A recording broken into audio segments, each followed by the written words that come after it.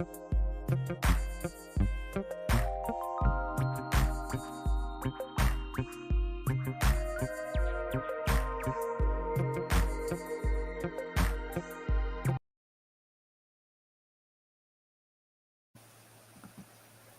and welcome everybody as we continue our CyberConnect. Welcome to Peter with Nearshore Cyber. So I'm not hearing you at all. Not hearing me. Francesca, can I pop it over to you? Yes, can you hear me? Check. It's not me. Can you hear me now? Can you hear me? Yes. Oh, okay. I'm just going to talk then. That's fine. Okay. Well, sorry for the misfire. If you caught that, I'm Peter Schavacher. I'm CEO, co-founder of Nearshore Cyber. Thanks to the organizers for putting this on. It's always a pleasure to be on these events. Okay, about me. So I'm CEO and co-founder of Nearshore Cyber. I have been in cybersecurity for 28 years, if you count the last 3 years. Now, 3 years ago, I started with my partner, who's also my wife. We're family business. We started Nearshore Cyber as a staff and recruiting agency, plus some professional services. So most of my career, at least the cyber part, was SOC. So I started out in the cybersecurity team at Citi, stumbled into that, which turns out is actually the right way to do it, in my opinion.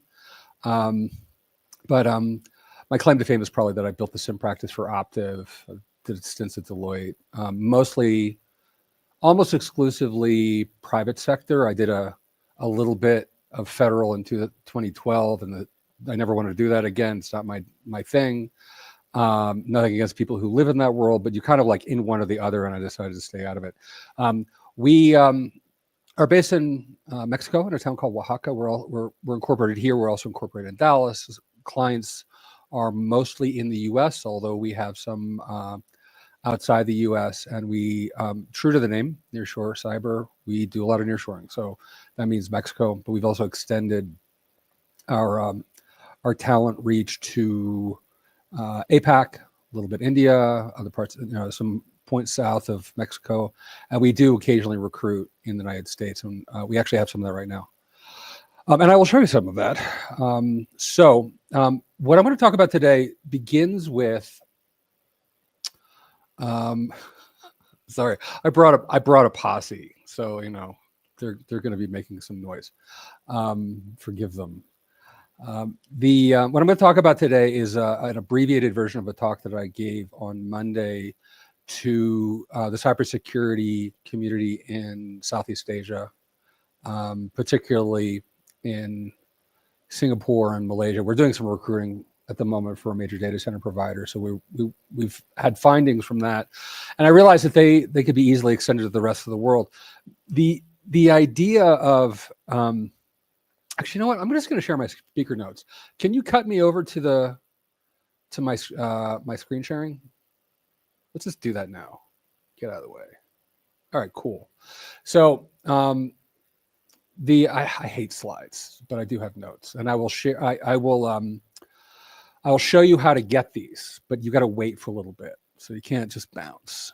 One of the nifty things, and also sort of the horrifying things that I have to do every day, is watch currencies and watch global regulation and trade and things like that. I do not particularly like the U.S. style of partisan politics, but we're all kind of subject to the craziness that comes out of Washington and places like that.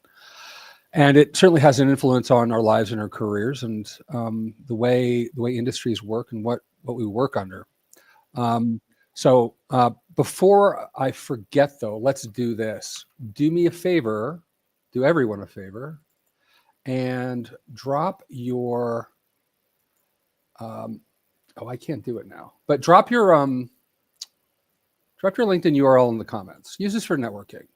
Networking is something that you can do all the time, not just on social media, not just at meetings, but all the time. It's about making friends. It's about making contacts. It's about finding opportunities to help. But it's something that could just be sort of like woven into your daily life. So go ahead and do that now. You're welcome to do it. And if you see me on LinkedIn, go ahead and send me a connection request. I run out every week because I use LinkedIn connection requests to do recruiting, so I don't get more until Sunday. So go ahead and send me yours, and I'll accept it. So another thing is go ahead and drop questions into the chat as we go. You don't have to wait. I know people do that anyway, but I want to say it. And then tell us where you are. In the chat, please tell us like what city. Well, tell us what city you're in. That's better than just country. And if you're looking for work, I want you to put L.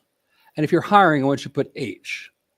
Let's see if we can connect those two up. Like I said, we do staffing and recruiting, but the pie is pretty big, and there's plenty of opportunity for everybody.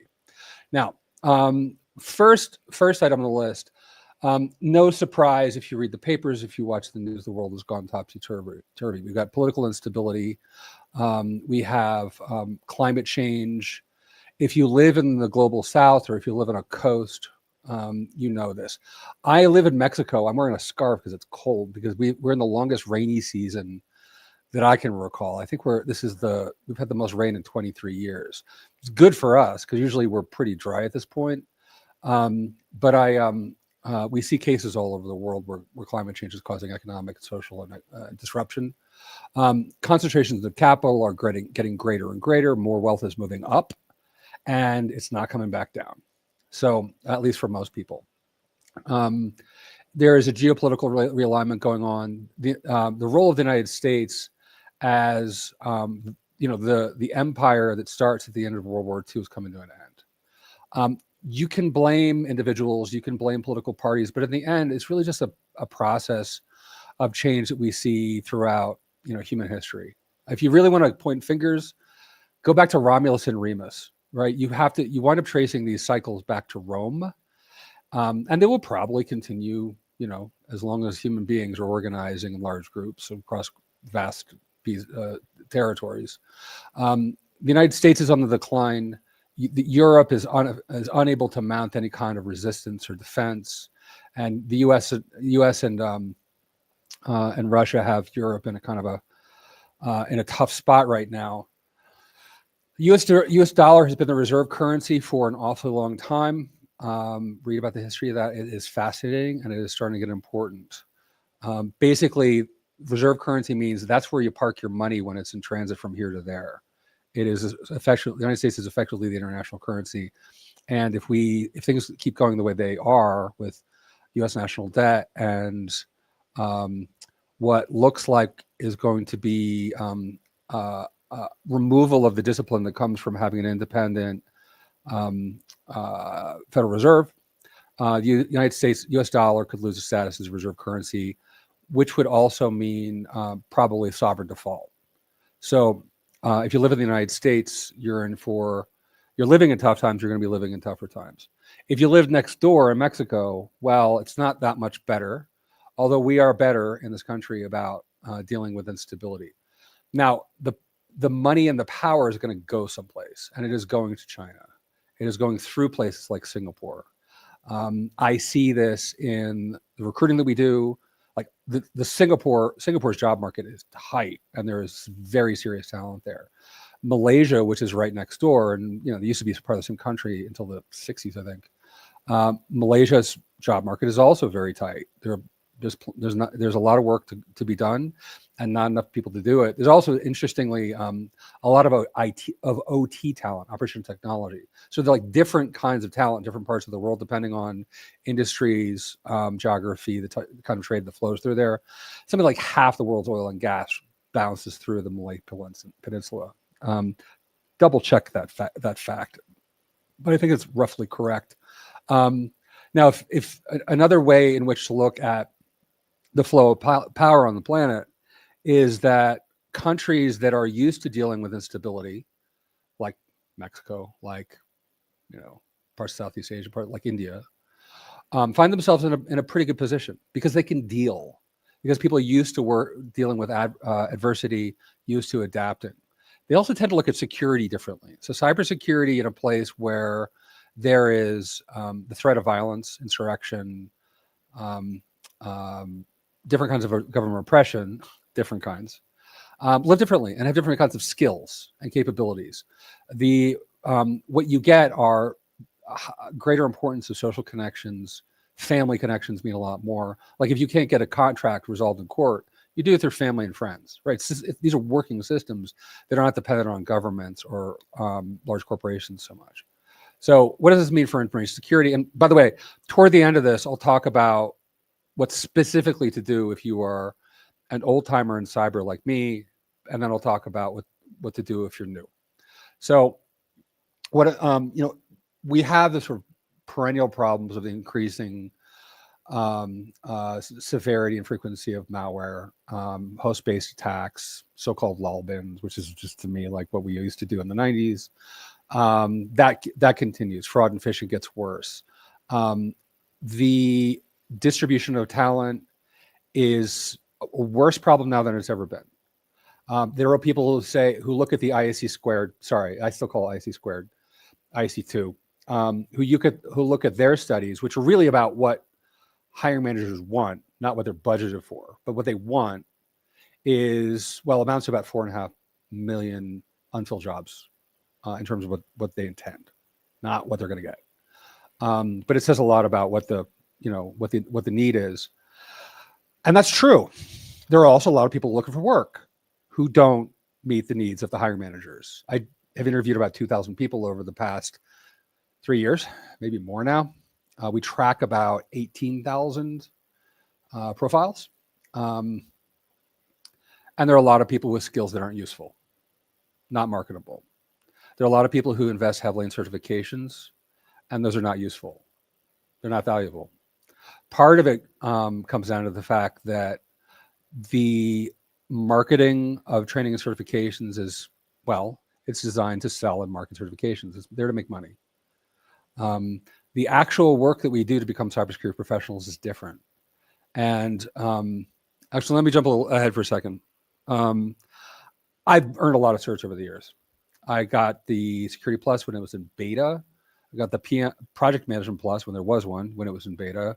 My very first certification was an A Plus 1996, back when it was like grandfather. I still have it. I don't have to like renew it, as far as I know. I wouldn't if I did have to. I got the CISSP in 2002. I kept renewing until about 2 years ago when I decided to stop paying the ransom. There was a time when certification exams and the training materials were cheap. And the way you dealt with those was you did the work, then you did the cert. This business of studying for certification, taking the exam, and then going looking for the work is backwards. And that's why that's why hiring managers who actually understand what they're doing mostly ignore them. A certification that doesn't have experience behind it tells me that you can pass a test. And no one pays anyone to pass tests. So let that sink in. It's bad news for a lot of you. And then begs the question, what do you do about it? Right? We'll get to that in a minute. Hang on. Stay with me. Okay. What's going on in terms of structural changes? That second item, legacy security approaches becoming obsolete. Security itself doesn't change a lot. Security itself follows patterns and has certain principles. Things like even zero trust, which shows up, 12 years ago. I think that's when Kindervag, when he was with Forrester, started talking about it. It's based on principles that go way back to the 70s, probably earlier, right? So these are not new concepts. Principle of least privilege is as old as the hills. Multi-factor authentication is not new. The fact that attackers find ways to get around stuff, that's just hacking. And that's as old as espionage and, stealing, right? So security itself is not new. The substrate on which security runs, IT, business, economics, social structures, those change a lot, right? So until AI comes along, mostly what we were dealing with was cloud rollouts, which happened over a period of about 10, 15 years. And what looked like, it was looking like blockchain and cryptocurrencies were going to matter in a certain way. They still matter, but they were a little bit early, maybe a lot early. We have, and Stan talked about this last time, the time before he talked about quantum computing that's next Fortunately, we're kind of in between that. That's a little bit early. But it's IT that changes. So if you got into security because you think that security is going to change a lot, that's not a good reason to do it. You can do that in IT. Security has to ride that wave and has to as part of it. So what do we need to do? We need to go back to the basics. If the fundamental security don't change, and the underlying systems on top on which things like AI rest don't change, what we need to look at. Here's are the things that I find gaps in all the time in evaluating candidates. One, Linux. And I don't mean Kali. Please stop using Kali. Unless you're a seasoned professional who already has a command of the tools in the operating system, don't use Kali.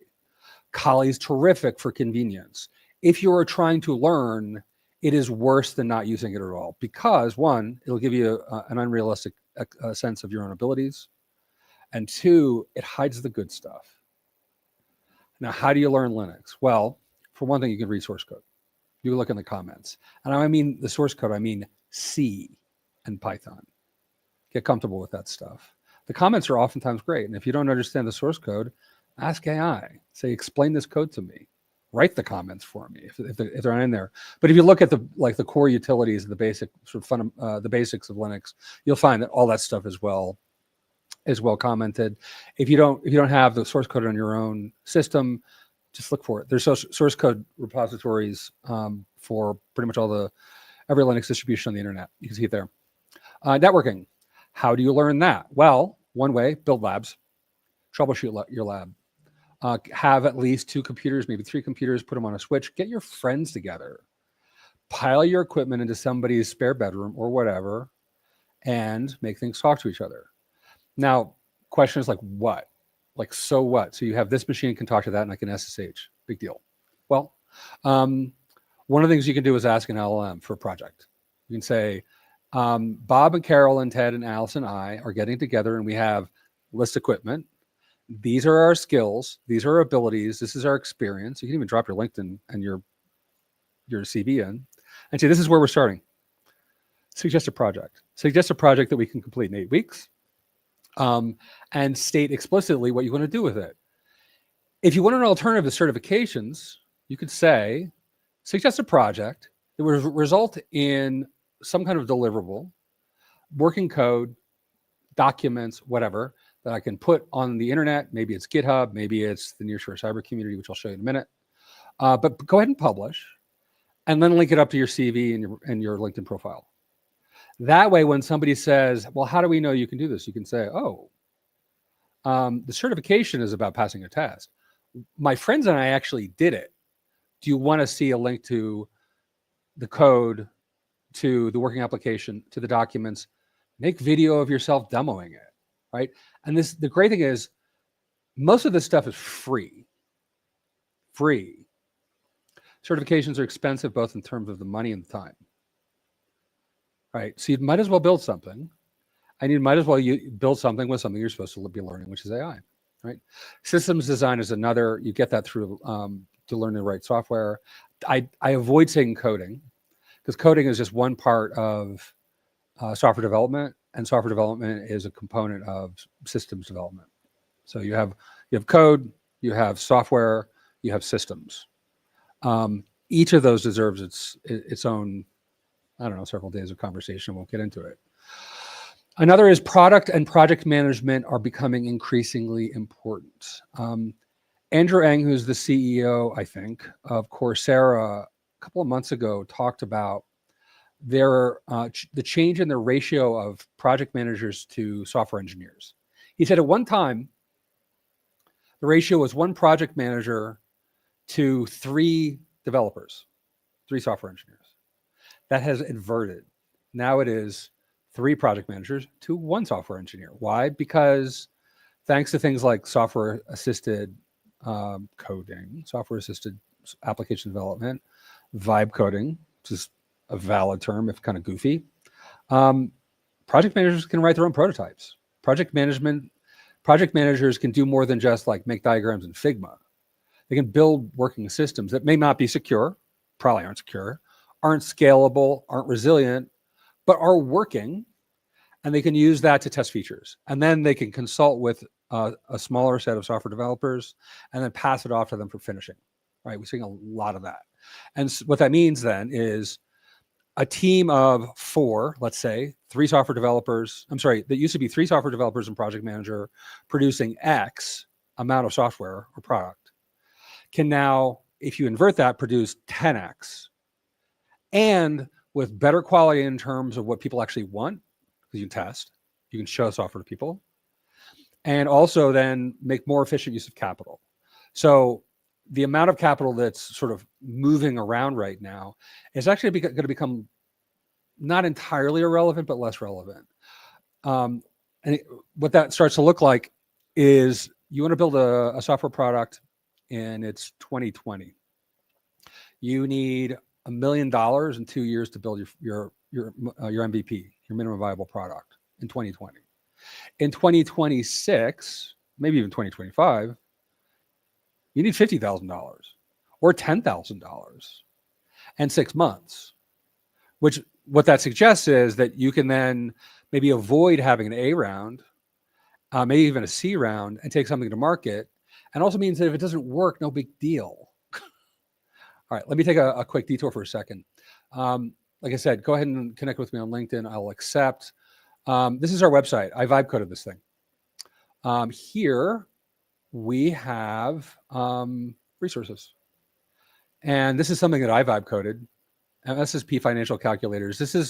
These came out of the MSSP and MDR consulting materials that I've been carting around for 20 years or so. I decided I wanted to stop doing that, but I wanted to give away what I built. So I started producing documents, and those documents contained appendices that had formulas in them, and they were not fun to read. They're just not interesting. So I thought maybe I'll create a big fat Excel workbook. No, I hate Excel. So I dropped it into my vibe coding platform. This just happens to be called Lovable. There are others, Google for them. But it created about half of this in one shot in 5 minutes, including things like that I didn't actually even expect, like explanations as to the breakpoints and how to think about these. Amazing. I could probably charge money for this thing. I decided not to because I'm in the staff and recruiting business, not the software development business. But it's an example of the kind of stuff you can do.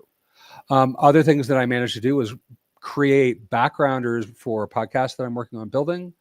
I'm not going to dig into this because you have to log in, but go ahead and go to www.nearshorecyber.com.mx/whitepapers, or just click the library link and you can read these and they're free. And they were built with a combination of my notes, my thoughts, my writing, and a lot of research from the LLMs and an awful lot of manual and semi-manual fact checking. Some of these I had terrible problems with hallucinations. Those are all solvable just with sort of rigor and clever prompting. So that's one of the things where I was able to do, and it cost me probably spent about $300 on Lovable over a couple of months. Let me go back to this. Okay, so if you could do all that stuff with AI, what happens to jobs like ticket handling, checklist management, middle management? Most of these are going to be eliminated next year. A lot of them are being cut. Why would middle management jobs be eliminated? Well, in SecOps, once you get beyond triage, most of the time that's spent on a case involves the back and forth between triage, investigation, more investigation, threat intelligence or CTI, maybe engineering, other parties within the IT organization, other parties within the business. Lots of meetings, lots of emails to people, lots of Slack messages, and waiting and waiting and waiting. And when you apply AI plus context engineering, plus iterative development of processes, you find that you don't need to have all those conversations. And those conversations are mediated most of the time by middle managers. The other thing is that individuals have a lot more power now. So one of the things I love about this is when I start working on one of these tomes, right? I don't have to call a meeting. I don't have to convene a group of investors. I just do it. In fact, a lot of these happen on all-nighters. I'm up to 1, 2, 3, 4, 5, 6, 6 of them. 2 more are in the hopper. I only took a break from them because I was busy. But there's no waiting required with AI most of the time, except for the LLM to chunk away, right? So you can just move a lot faster. Okay, cool. Do you have questions? Let me see what the questions say. Good questions. All right. Well, let me keep moving. If you've been around a while, I'm 54 for the record. These are the things that I think are important to keep in mind. One is the experience that you have with computing is becoming more valuable. There was actually a talk I heard recently with Andreessen Horowitz one of the founders of LinkedIn said that the most important area of knowledge now for AI is just computing. And if you've been around for a long time and you've written code and you've built systems, you are actually more valuable now than you thought you were. Age discrimination is still a problem, a major problem, but it's going to become less so, and it may even flip. Proprietary mental models that are inaccessible to AI systems. Like, remember, AI systems are based on what they're trained on, and they don't learn by experience. We learn by experience. Let me repeat that. Humans can and do learn from experience, or we should. AIs do not do that. And so that's one of the things that distinguishes us from the AIs. And the AIs are better at a lot of stuff. I would argue that in some respects we already see super intelligence, certainly when it comes to like access to information and speed. But there's something about wisdom and judgment from accumulated experience that they don't have, and they probably never will have. Personal liability, this is a big one. Somebody has to be able to make the call that could put a person in jail or get them sued or thrown out of a job. Personal liability is something that a computer cannot have because they don't care really. They can claim to care, but we know they don't care. Do they care about getting shut off? Depends on what you mean by care.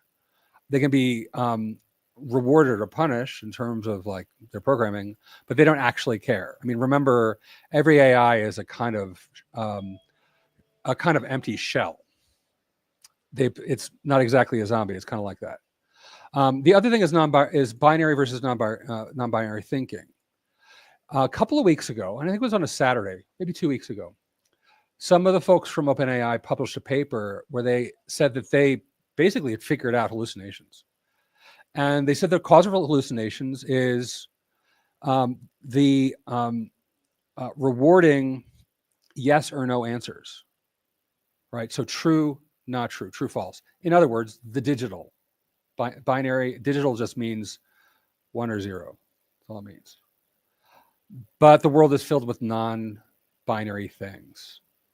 And so that's another area where like age and wisdom come into play, because the older you get, the more shades of gray you see in the world. Sophisticated questioning capabilities. The older you get, the more curious you are, the better acquainted you are with the questions, particularly the ones that the AIs can't devise. They can help refine questions. They can suggest new questions, but there's something about us, and particularly people who belong in cybersecurity, and most of us don't, by the way, but those who are have the hacker ethos, we love the questions. We're good at them. Curiosity-driven exploration. Curiosity is an emotion. It is about a drive to know more. Arguably, the point of our existence is to develop knowledge, is to learn, and the engine behind that is curiosity. And the other thing to remember, and the other good news for people who have been around for a while, is there are probably gaps in your knowledge that you've hesitated to fill, either because you didn't have the time, the patience, the courage. I really like writing. I like coding. I said, don't use coding, but I like writing code. I like Python. I like C. But I'm visually impaired, so it's physically hard for me to see code, and I tire out quickly. So AI means that I can develop software products with some understanding of how software works, without being burdened by actually seeing the code and the eye strain that comes with it. If you feel like you have, I hate the term imposter syndrome, it's just insecurity. If you feel insecurity about something you don't know, the ability to fill that knowledge gap any time of day or night is now readily available to you. And a lot of us are getting smarter really fast, especially the ones who've been around for a while. Now, if you're new, what do you do? Well, it is true that it's hard to find work right now if you don't have experience. It's always been true. It's always been true. Question is what your point of entry into whatever field is you want. It's easier, faster, cheaper to learn now. You can better target what you want to learn. And in a period of weeks, you can learn what used to take years. I mean, there was a time when I had to go like buy books, and it turns out the books were out of date, or they're wrong, right? Because the book is printed on like wood pulp with ink, right? They didn't change that often. And so you go to one of the few online resources that was available, and you would try there, and then you would try like Usenet or something like that. It used to be much more difficult and expensive to learn things than it is now. Rapid pivoting. One of the fears that a lot of people have is that they're going to pick the wrong path. This is actually a major problem in security. A lot of people start doing security. They spend a couple of years and a lot of money on a cybersecurity degree, and they get to the point where they realize actually they don't like it. I hear this a lot. People will tell me privately that they invested 4 or 5 years in a WGU cybersecurity degree, and they realize that they don't want that career. That's not the life that they want. But they have to stick with it because of the sunk cost problem. They spent the money. They told their families and their friends that they were in cybersecurity, and they weren't yet. They'd just done a bunch of coursework and taken a lot of certs, but it didn't even mean anything to them. The days of the high cost of education are over if you choose them, if you want them to be. Now, there's some areas where you got to have a degree, like fine, federal government, don't care. Be very careful of government stuff or anything that requires that you have what I consider to be an outmoded set of credentials. Like if you have to have a CISSP to work in a place, like hard requirement, maybe you shouldn't be there. If you have to have a 4-year degree, maybe you shouldn't be there. Why don't you wait for them to come around? There are plenty of places that actually want real experience and knowledge and don't care about an empty credential. Accessibility is there for everyone on the planet. So if you're in, I don't know, San Francisco, California, you have the same resources as to learning and experimentation and developing products as someone who lives in, I don't know, like Oaxaca, Mexico, or in Bangkok, Thailand, or in Birmingham, Alabama. Everybody has access to the same stuff, right? So that's a really good piece of news for a lot of us. It means we're all on this level playing field, and it means that people who live in places where you can get by with less resources, the global South, are at an advantage. We have an advantage here. So if you don't have any money and you know how to live without money, that's a strength. It's a skill. And if you grew up with a lot of money, if you grew up upper middle class and you went to like, I don't know, Stanford or something, and you're used to being treated like royalty because of that, you're at a disadvantage, right? So one of the things I want to show you, for those of you who are interested in AI, we created a thing called Calling All Vibe Builders. Calling All Vibe Builders is based on the old Linux user group model. If you are my generation, you went to Linux user groups, you know that these were places where you go and demo stuff that you built. For example, a little bit of what I just showed you earlier, the things that I built on Lovable platform. We meet on Tuesday nights from 6 to 8. If you go to this site, you go to events, you will see that there. We also have an open office hours meeting, by the way, if you want to hang out, ask career advice, what have you. The way you get to this is you click the join community link. It's all free, by the way. I don't charge for any of it. I'm in staff and recruiting, not training. But click that. It'll get you in for free. Just have to get a little bit of information. It gets you on my mailing list. But come to this. I am about, if you're on the other side of the planet from me, we're going to start calling all Vibe builders for APAC. And we're going to start playing more backdoors and breaches games, right? So good way to learn, good way to network. Let me go back to my notes. Let me see. Actually, maybe that's enough. We'll do questions. I usually run out of time. Okay, so what's going away? Level 1's going away. Level 2 might go away.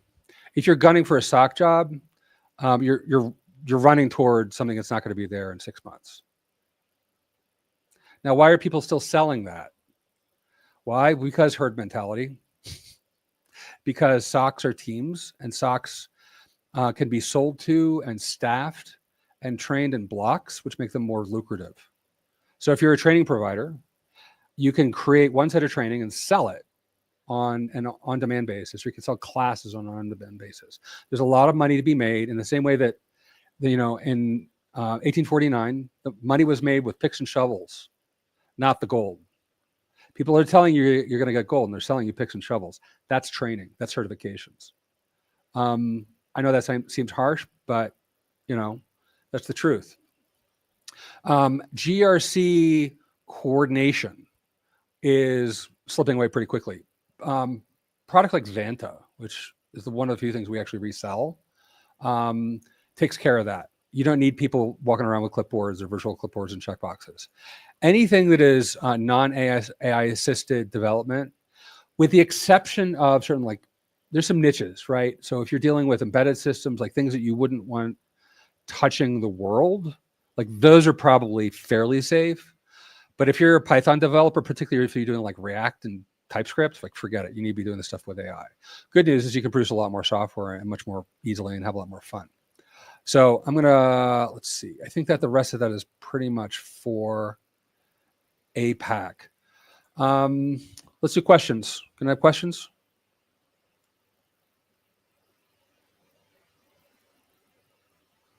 I just turned off the screen sharing. You can go ahead and turn it off. Actually, I will do this here.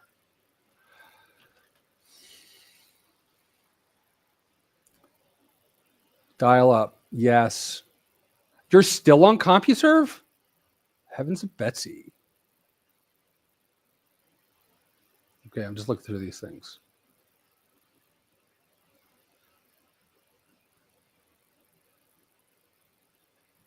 What impact do you see de-empiring the rise of regional economic blocks have in the global cybersecurity talent market?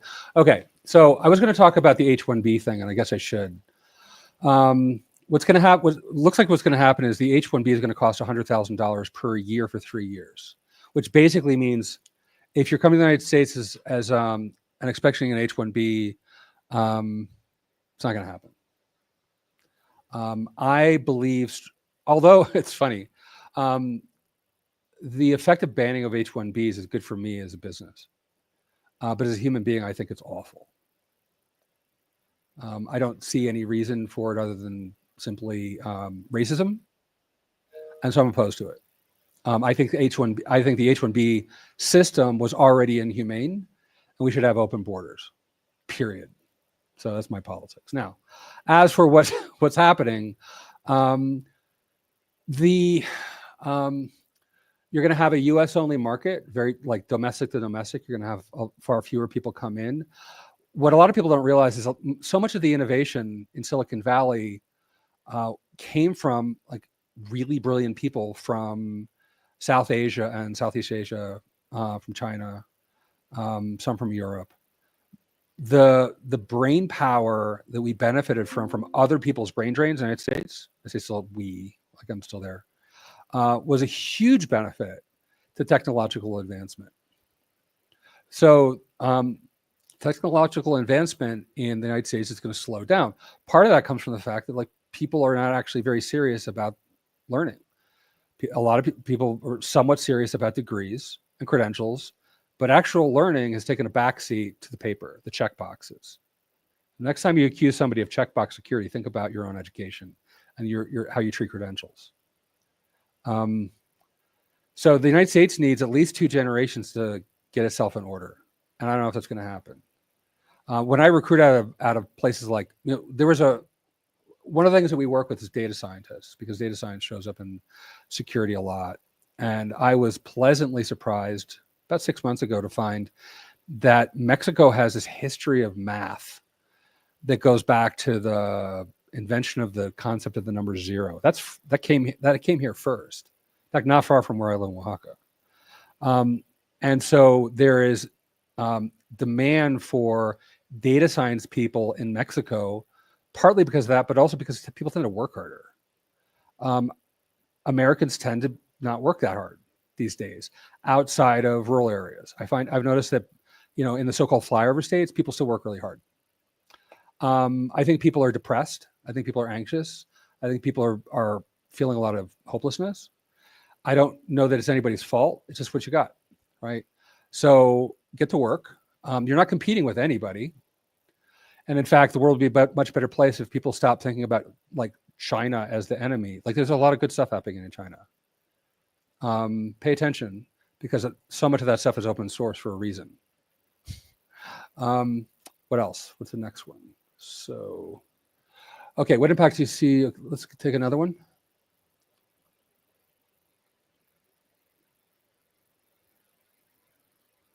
I do not have the... Do I have the chat over here? I do not. You're going to have to feed it to me. Okay. But what about these jobs that ask for specific certifications and requirements? They don't mean it. So certifications have one advantage, which is their keywords. So if I'm looking for somebody who is like a SOC person, and I want to try and find them in the data, I have to, and I do this every day.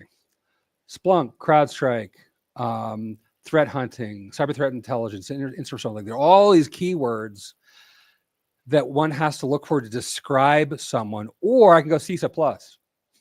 CISA Plus covers all that, right? It's a matter of convenience for the people who are writing the searches. Now, that's a scaling problem on the part of the recruiters. The other thing is that most recruiters don't actually understand security. I started Nearshore Cyber because I like actually interviewing people.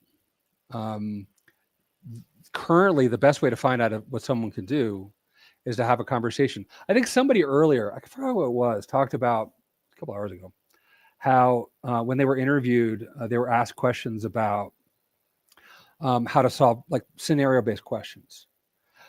The reason those are asked is not to find out if you can address a particular scenario, but to provide hints that you have done the work. I need to, if I'm a hiring manager, I want to hire people who've done the work before, not people I'm going to have to train. Nobody has time or money for that. Right? It's just how it is. So the certifications are a shorthand, and the problem is that it's too easy to pass a test.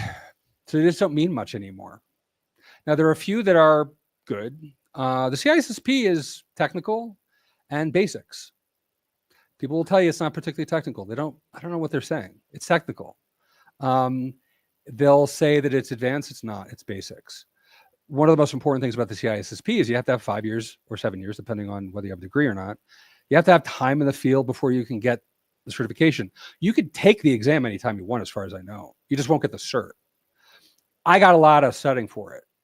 I still remember some of it because I studied my butt off for it. I still recall things that like what an S curve is and security models. Good stuff. The CISA, good material. The PMP, which is not security, but from the Project Management Institute, excellent, right?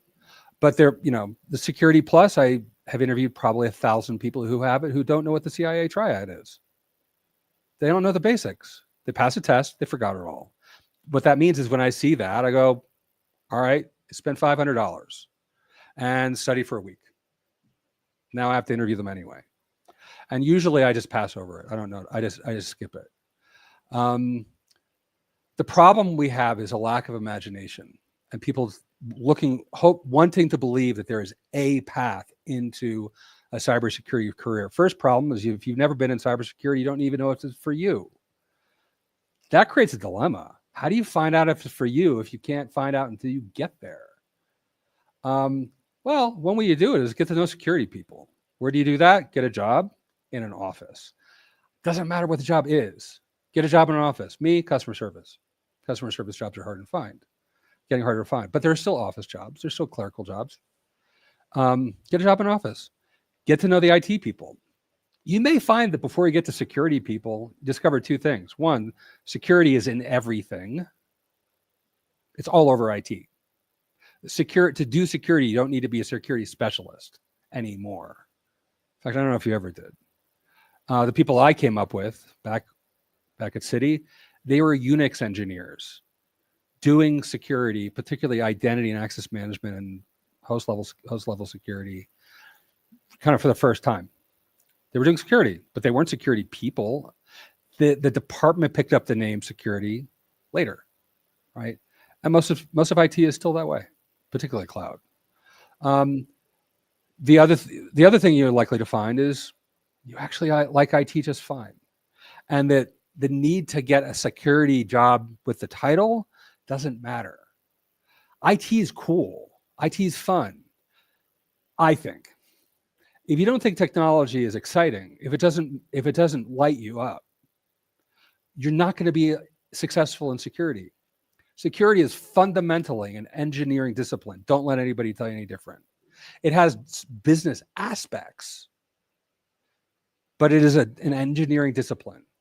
When we get it wrong, it's because of engineering. When we get it right, it's because of engineering. Yeah, somebody has to pay for it, but somebody has to pay the car. That doesn't mean the car is a business thing. It's a mechanical engineering thing, an automotive engineering thing. Security is an engineering discipline. And if you love tech, you're probably going to be successful. If you don't, you should do something else. And that's okay. Like the world needs like lots of other stuff. Next question. How do we learn vibe coding? Well, vibe code. And if you're not sure, just come to Calling All Vibe Builders. We'll show you. Go to an LLM and ask that question, and it will tell you. It's really simple. Keep asking questions like that. It's addictive. That's one of the best parts of it. What skills should cybersecurity professionals defend against AI-enabled zombie attacks? Authentication is pretty much all we've got. Pay attention to that one on the political front. In the UK, they're starting to talk about digital IDs that everyone has to carry at all times. And one of the reasons that they're giving for that is deepfakes. They're also talking in the UK about what they call the terrible threat of immigrant labor, which I think is made up mostly. But yeah, like the problem with deepfakes. Well, actually, I think okay. You're talking about AI-enabled zombie attacks. I'm not even sure what that means. Are you talking about like AI, like automated phishing attacks that use AI? Do better anti-phishing. If you're concerned about, it's like a lot of it goes back to the old stuff. Let me close off the point I was going to make about deepfakes. The deepfake problem is rooted in an old problem, which is that biometrics are really bad. Like they just don't work that well. Faces, like you can't change your face if it gets compromised, if it gets spoofed. It will change. My face is not the way it looked when I was 19. Right. So biometric authentication has always been problematic. We're going to have to start using digital certificates on things like phones. We're going to be like, okay, you read your code. Here's my code. Are you who? Now I know who you are, who you think you are. And in 5 minutes, you're going to have to do it again. And somebody sort of slipstreamed in a deep fake. That's just how it's going to go. One way that's when it's going to go. All right, next question. You talk about global governance, both security and AI. No. Cybersecurity is very broad. Many specialties around them with specific field within cybersecurity you think is the future. Software engineering. I think there's a lot of software that needs to be tested now, and there will be a lot more going forward. So there's this great hue and cry that all the programmers are going to get put out of work. Yes, there is like this cliff that everybody's falling into, but it's going to be small and steep, and it's going to rocket. There are plenty of opportunities to test and inspect code and look for vulnerabilities that the AI is introduce and don't catch. Great question. Thank you, Victor. Victor always has the best questions because he's a friend. He knows how to pitch me softballs. You got another one? There are more sessions today, I believe.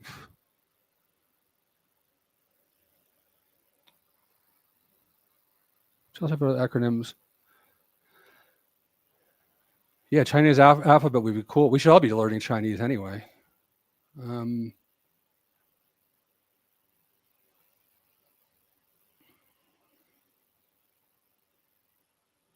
What else? We can close it up here. We don't have to use the whole time. Oh, what skills for the future? Meta skills.